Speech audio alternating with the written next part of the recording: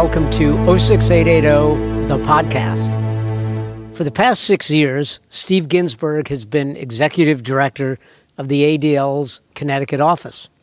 Formerly known as the Anti-Defamation League, the organization fights discrimination and bias on all fronts. It is not, as is commonly perceived, focused solely on anti-Semitism. Steve was not always a nonprofit social justice guy. He practiced sports law with a big Chicago firm, and he said, that's as cool as law gets.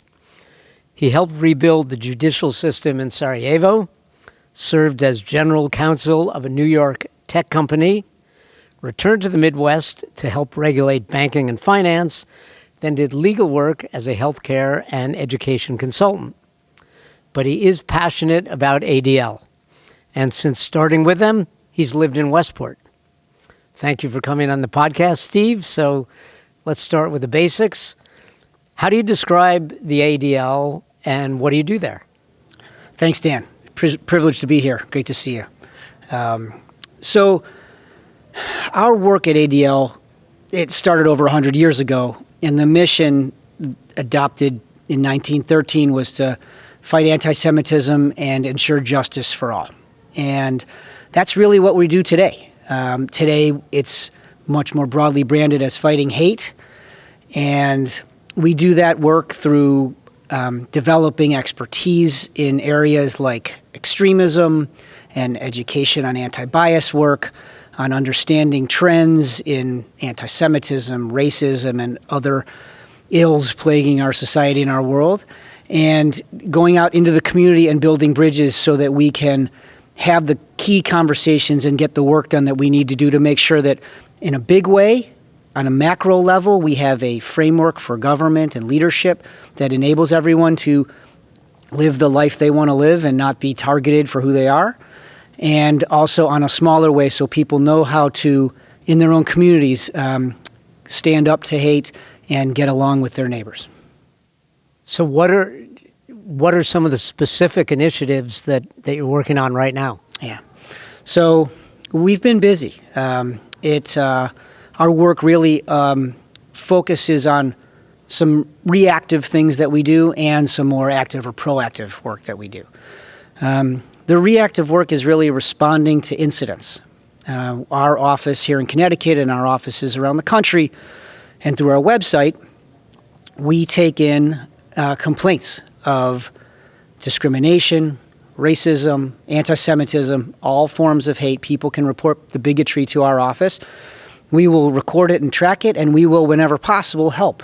That help looks like, connecting with individuals and advising them on what they can do. If it's a dangerous situation, we will connect them with law enforcement. And we'll also really sort of take it to that next level of how do we empower people to respond themselves. And the biggest challenges right now that we're facing with respect to incidents is how do we handle incidents happening online and hate that's spreading online that turns into on the ground incidents. And by the way, Dan, some of those incidents are criminal. Some of them might have civil causes of action, and some of them might be protected free speech. How do we handle those kind of things when we are a free speech organization? Where's the line? Does it change all the time? So great question. I remember when one of the first big events that we did when I came to Connecticut was here at the Playhouse, and our Connecticut regional office had an event where we brought in a couple members, former members of the Westboro Baptist Church, which is a anti-Semitic, anti-LGBTQ hate group, really a family kind of almost cult-like experience. And they picket military funerals and and gay pride parades with horrible rhetoric. And we brought in a couple members of the family. And I remember I had to give a speech, my first kind of big speech. My theme of that speech was ADL is an organization that when you cross the line, we shout it out, right? We expose that crossing line. When free speech turns into hateful threats, when criticism of Israel turns into perpetuating anti-Semitic myths. And yes, that line has moved every day that I've been in this job. And social media has the line bouncing all over the place. And so I don't even think it's a line anymore. So it's, but that doesn't mean we don't exercise our judgment based on what we're seeing and our experience, and still try to guide people and our society in a bigger way through those challenges. So what's the biggest challenge you had where you had to sort of walk that line or take a stand, and it wasn't always easy, that stands out to you, where you say, listen, this is why we do what we do? At ADL, we are a civil rights organization that is fighting for racial equity and justice every day. And we partner with law enforcement every day, because we know that to protect a synagogue or a black church or a mosque here in Connecticut or around the country, we need relationships with law enforcement. We need trust between the community and law enforcement. And we work with them to monitor extremists, to charge hate crimes, to how do we, right? So what do we do when the, certain groups are looking to say, hey, we need to do things like abolish or defund the police, or we need to at least hold them more accountable? And when law enforcement saying we want to make sure that we reform, but we also need to make sure that we're recruiting the best people into law enforcement, that they want to work with their communities, that we're getting that we're getting this right. And it came to a head last summer where in Connecticut we were looking at a police accountability bill that was going through the legislature. And unfortunately, the two sides, even though I think we're all one big community, couldn't really get together. Ultimately, ADL was generally supportive of a bill to reform, to push for police accountability. And we worked with civil rights groups, and we spoke out in that the bill and the progress in the bill was necessary. And we worked with our law enforcement partners. I got people on my board, Dan, who are people of color who are members of law enforcement. And they were really helpful in this. So what we do is we don't necessarily have me talk. We have people who are living this experience best take the microphone and talk. So you're boots on the ground. We are here in Connecticut, we are here in Westport, and we are here across the country to respond and try to educate people, but also be learning ourselves. And all that work really requires dialogue between people who live in different communities, who are from different backgrounds. Last year was a tough year. In some ways, we got to bring people together on Zoom, but so much of the work that we do involves bringing people together to break bread, and that was really hard. So I'm looking forward to getting back to that. You mentioned learning. What have you learned in this job? So I've learned a lot in this job. After a legal and business career, I sort of took this job because I wanted my day-to-day work, and I had the ability to do this to connect as much with what's going on in our world as possible. And I have learned that I need to listen before I talk, which is not always what lawyers do. I need to try to build consensus by working on my own empathy and seeing my own blind spots and seeing where I've been wrong. Our whole team, we're diversity and anti-bias experts, frankly, some of the best there are. But we have all learned. We do an education in schools across Connecticut for K through 12 and on college campuses. And what I'm hearing more and more from my colleagues and myself is that if we're not listening, we're not going to be able to help. You also mentioned mosques.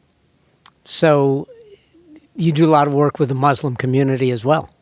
Yeah, we do, and it's really important work. There's a lot of sort of stereotyping of the Muslim community and bias, and that happens across the country. Islamophobia is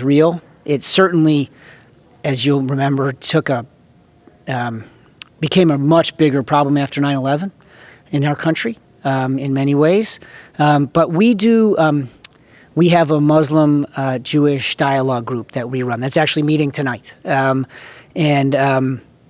It's actually a women's dialogue group, so I'm not a big part of that one, but it's those voices are listening to each other, talking about important issues, areas where they agree and disagree. We also do a program where we partner with the imam from Yale and some other Muslim leaders around the state to teach school educators, administrators, and educators about what it means to be Muslim. What's it like to be a kid going and suffering Islamophobia in a Connecticut school? And we're also working with, right now, there's a situation where there's actually in a Connecticut prison, there's been some Islamophobia among the guards. And we are working to ensure that we are rooting out really hate and extremism in law enforcement in general, because that can impact all groups, including Muslims. Wow. One of my favorite areas is youth and working with youth, and I'm glad you mentioned that, and all the work that ADL does with youth. So what's your sense of the awareness of young people politically and around social justice issues? You know, their voices have been raised, certainly with Black Lives Matter and other things. But what's your sense of where young people are in terms of these issues today? Yeah. Well, it's much more than when I was growing up. And I grew up not here, but in a not a very dissimilar community outside Chicago. I think politics are much more front and center for at least my kids who live here in Westport and their friends. And frankly, I think a lot of the social media that they look at is talking about or touching on issues of politics. ADL it's a principled organization based on values, but there's no question. And people will say, oh, you're too political. They say that to me a lot. Uh-huh. I own the politics. We are a political organization because that's how you get things done in this country. I think that's what our students and youth are hopefully learning, is that politics matter. What we're not at ADL is a partisan organization. We are taking sides on issues probably almost every day, but we are not saying Republicans have this all right or Democrats have this all right.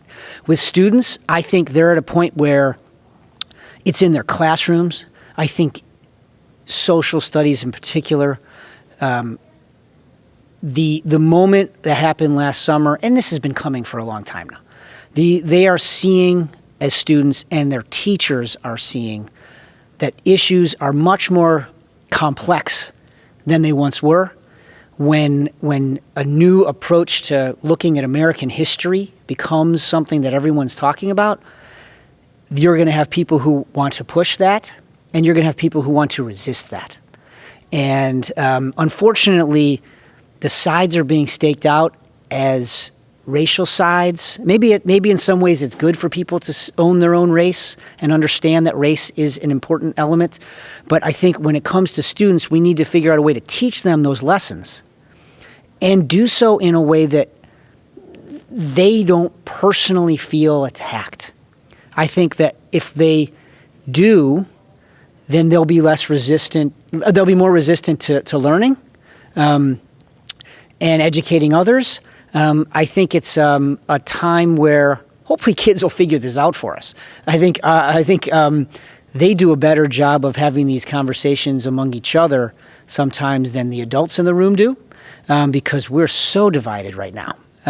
I think as I look at the challenges for educators and for places like ADL, we are putting together and available on our website like classroom conversations. Here's a way a teacher can have a conversation about, the name of a football team's mascot, right? And is that offensive to Native Americans? And how do you handle that problem? Or George Floyd and what happened? Or what just happened in the Middle East with respect to the war between Israel and Hamas, right? So how do you handle those questions when these students are coming at it from what they're learning in their home, what they're learning in their place of worship, what they're learning on TikTok, and what their friends think they should be thinking? And so it's a really tough environment, I think, made harder by social media. I think you know these stories too. Like, there are students who will say or do something that sometimes with intent that is harmful and sometimes without intent. But it still has an impact. And how do we acknowledge that? How do they apologize? We had this, long history of working on fighting bullying, right? I think right now it's much more about politics than bullying, even for these kids. Wow. And you mentioned Westport. You knew nothing about Westport when you took the Connecticut job. You said it was a convenient place between the ADL office in New Haven and your wife's work in New York, with good schools and a strong Jewish community. But you quickly found it was a town with a strong commitment to social justice. So the rallies we've had here for Black Lives Matter, against Asian American violence, and most recently against anti-Semitism, what does that mean to you as a Westporter? Yeah. I like you said, I pretty quickly saw that Westport has the amazing ability to rally behind a good cause, and to stand up against a bad one. And so these recent rallies, and there have been several over the past 5 years on these issues, I think they really matter. I think certainly for those people who are part of a targeted group, to know that people within their group are standing arm in arm with them, and even more importantly, those who might be from a different background, a different faith, a different national origin or identity, someone with different skin color, to know that they're standing up for you. I think that Westport has shown it knows how to do that. There are some real leaders in this town, elected and otherwise, who get behind those things. And ADL has been proud to support them. I've been proud to attend them. And the words that they're said at those rallies are really powerful. And I can see, sometimes I just sit in the back and watch. I can see people nodding and learning, here's how I should speak to others about this and show up. And here's a couple things I can do about this, because people are wanting to be there for their neighbors in this town, and to support them, but they don't always know how. Yeah.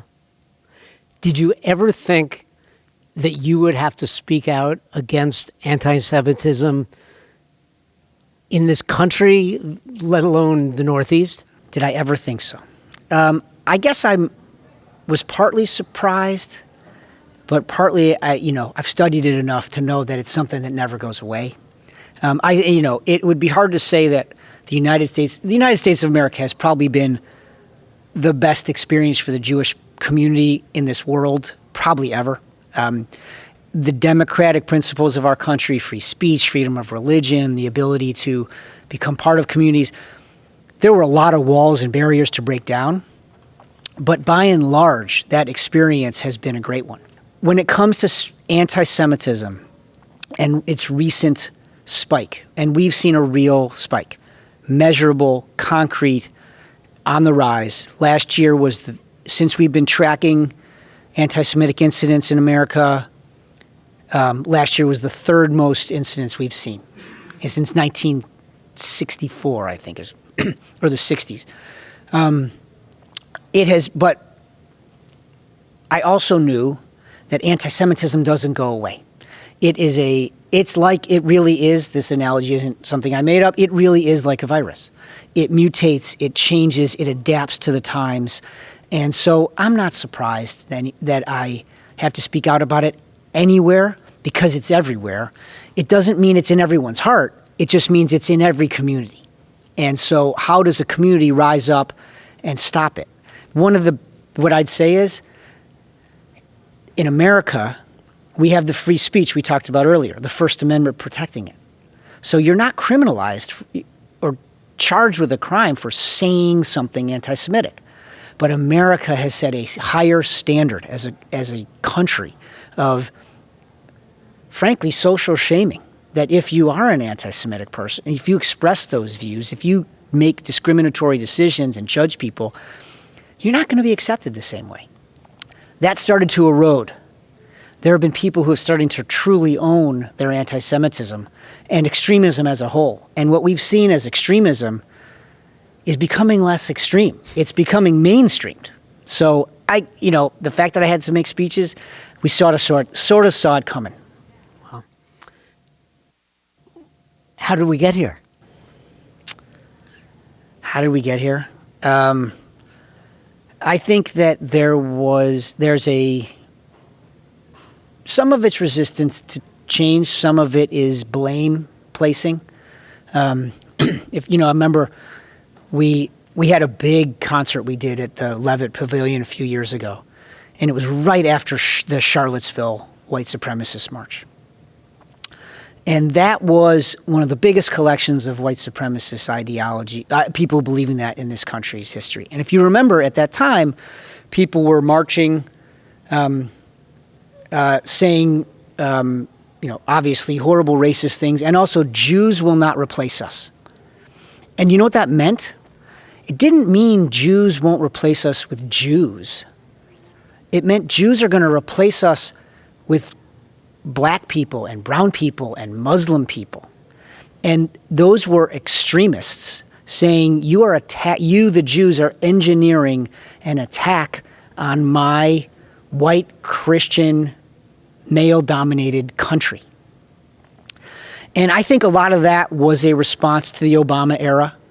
I think that the campaign in 2016 really became one that became you're with me or against me, in group, out group, and that led into a really tough time during the Trump administration, where in Congress and in many other places we started seeing a lot of race baiting, a lot of dog whistles, as we call them, on social media, and those things started to percolate and enter into our everyday political conversations. I mean, when QAnon is an actual belief that millions of people can get behind. We've got people believing in conspiracy, and no one trusts what they read, and that is just open season for things like anti-Semitism and racism to happen. We had a guy who's a police officer in New Haven who was a QAnon guy, and he's not there anymore, but there's a guy who had a QAnon bumper sticker on who won his state Senate re-election here in Connecticut.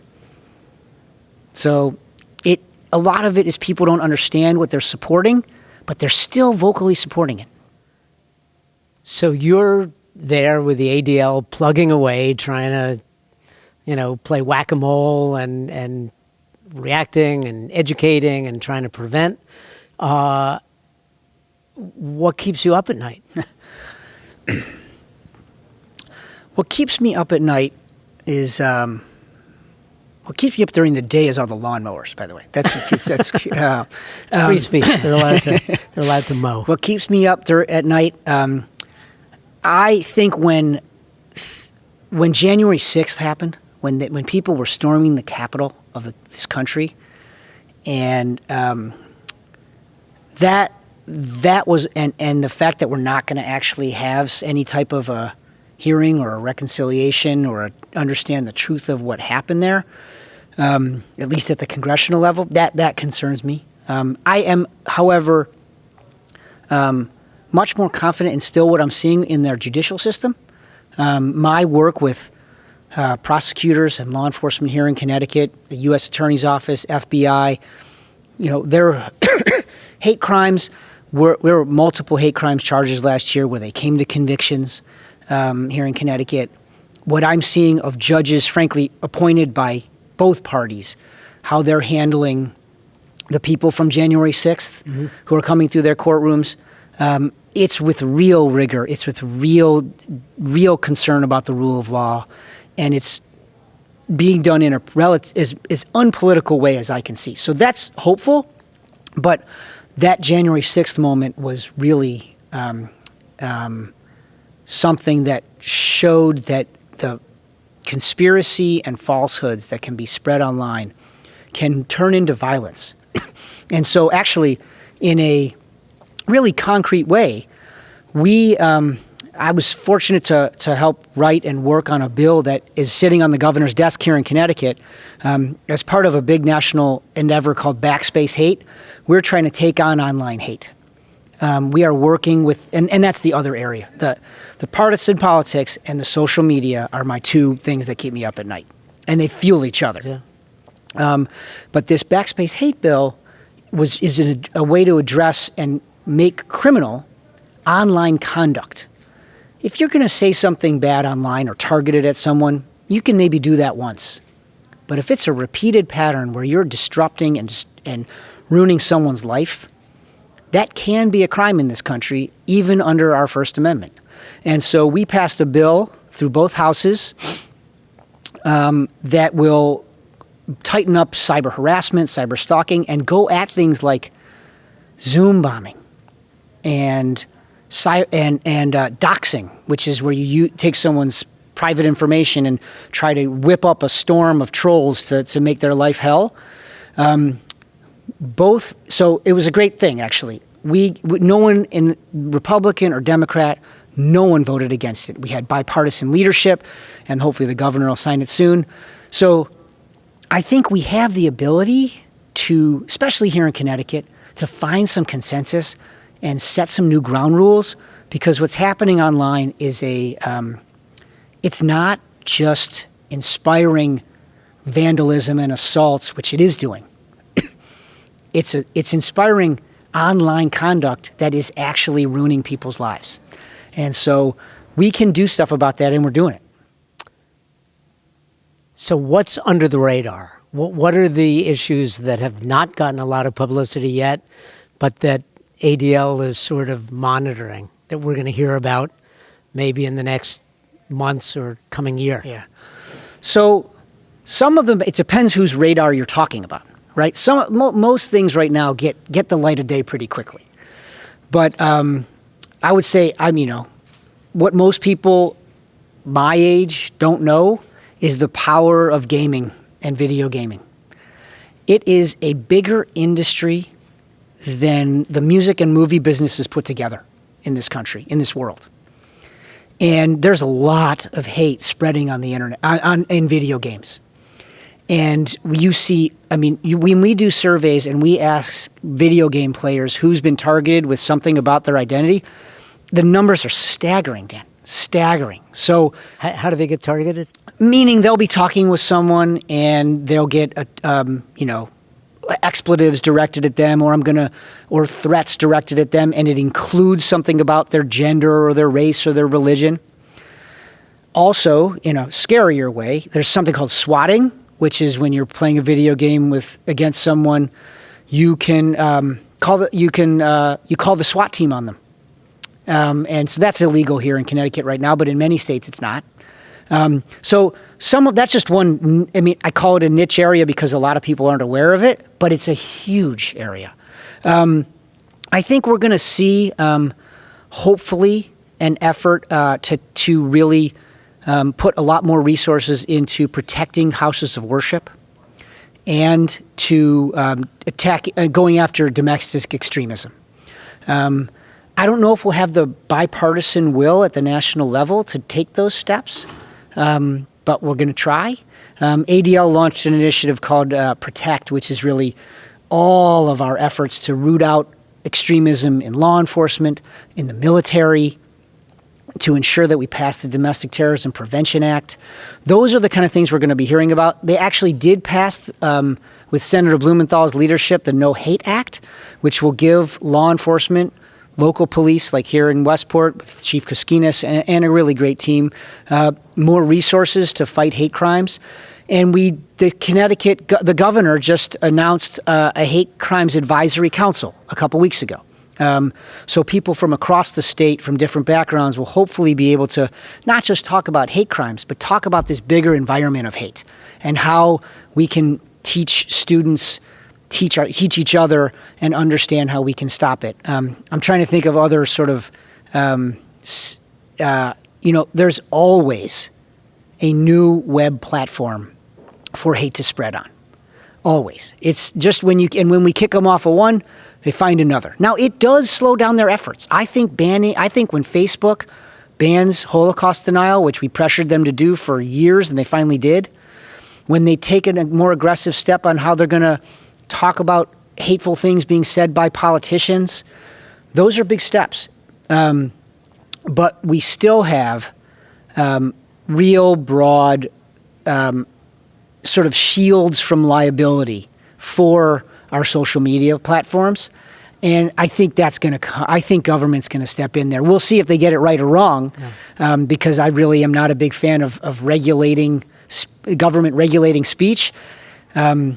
Based on, frankly, personal experience, as you mentioned, I lived in Bosnia, and I worked in Sarajevo right after that genocidal war. And I can tell you that one of the things that sped up the war there was the stoking of fear by the government-controlled media.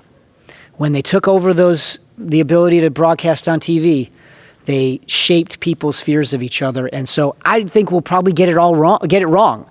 But I do think that Section 230, which is this law from the Communications Act that protects you can't sue a Facebook for what happens on Facebook, that's going to be tinkered with, and we'll see how that happens.